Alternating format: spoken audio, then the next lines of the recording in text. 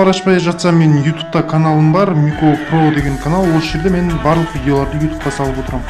Мінекей көріп жатсыздар, барлық видеолар осы YouTube'да бар. Келесі менде Instagram miko.pro, осы Instagram'да отырам. Егер Instagram'да отырып жасап жатсаңыздар, хэштег Miko Pro деп салыңыздар. Және де келесі ВК, мен основной осы жерде жұмыс жасаймын. ВКда көріскенше. Бүгін жаңа Photoshop бастаймыз. Өткеннен бері сурет сала алмай жатым, оған кешірім сұраймын. Ал енді бастасақ. Мінекей өзіме осы фотоны таңдап алдым. Мінекей экранда көрсетіп тұрған дәл осындай фото алу керек еді, бірақ та бізде түсіретін адам болмай, жай ғана селфи жүзінде түсірдік. Басты сіздерге қалай істелу керек екенін көрсетсем, ары қарай өздеріңіз қалаған тәсіл бойынша суретке түсіп саласыздар. Қолдағы оқтау немесе таяқ немесе оқтау кез келген түзу затты аласыздар. Бұл жерде екі түр бар. Артық фонға мән берсеңіздер, суретке түскен кезде артық фондарыңызды бір суретке түсіріп алыңыздар. Әркім әртүрлі жерде түседі, біреулер обойда неде түседі. Сол кезде добавить фото мен қазір рисовайтта көрсетемін. Тура сол күйінде артық фонды қоя саласыздар. Егер ақ болса, қазір рисовайтқа кіріп. Бұл ең керекті материалдарды қажет етпейтін бірден бір Photoshop. Мен басып тұрған батырма сіздің артық фоныңыздың түсін дәл анықтап береді. Мінекей анықтап алдық. Енді қызылмен көрсеткен фигура крестері төрт бұрыштан алып заливкаға басамыз. Енді соны төрт бұрыштан үлкейтеміз. Мінекей фотоны барынша қысқартып алып үлкейтіңіздер. Дәл осылай үлкейтіп, қазір мінекей ең шетінен алып жоғарыда үш нүктедегі трансформировать дәл осылай оқылады екен. Дәл осыны алып, мінекей осыны алған кезде біздің сызығымыз осылай қалаған бағытымызға бұрыла береді.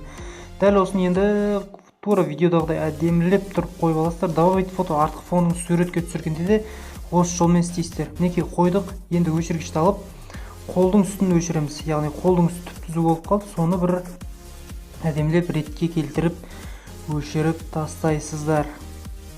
Мінекей барынша байқап не қылып өшіріңіздер. Четко әдемі шығу керек. Мінекей өшірдік. Келесі бізде енді мінекей рисовайтқа кіріп бояу. Мінекей осыны таңдап шамалы үлкейтіп қара түспен мінекей қазір көріңіздер оқтаудың бастауынан сәл төмен түсіріп тура осылай бояп шығасыздар. Қолдың түсін шамалы үлкендеу қойып, бастың тұсында шамалы үлкендеу қылып қалдырасыздар. Себебі қазір көлеңке түсіп тұрған сияқты болып істейміз. Мінекей алып азайтамыз. Енді қоюлық үшін кішкене азайтып, мінекей дәл осындай көлеңке сияқты болады. Өшіргішті алып енді теп-тегіс қылып өшіріп шығамыз. Білесіздер, мен сурет салуға жоқ адаммын, себебі қисық салам кез келген нәрсені. Енді өшіргішпен мінекей дәл осылай түзулеп әдемілеп өшіріп шығасыздар.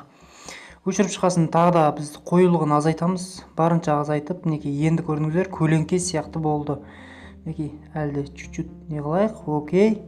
Мінекей дайын болған сияқты. Енді келесі FX-ке кіріп, міндетті түрде артық фон мінекей қазір көлеңкеден бері қарап пен бастың ар жағы екеуі бір-біріне сәйкес келмей тұрса, драма қойып, барлық жерді бірдей қылып аламыз. Қазір көресіздер.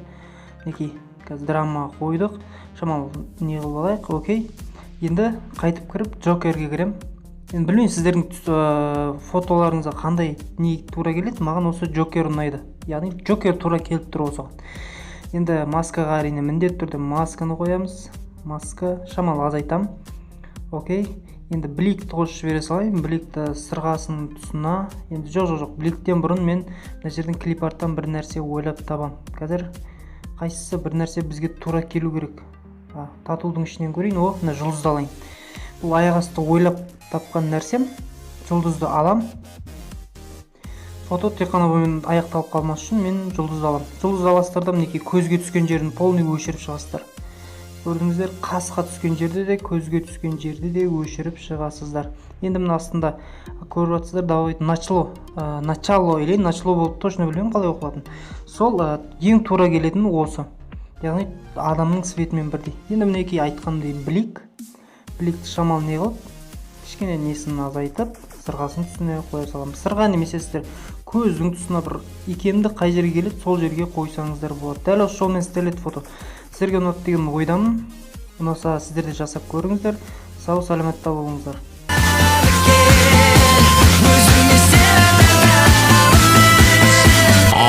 Қалай қарайсың?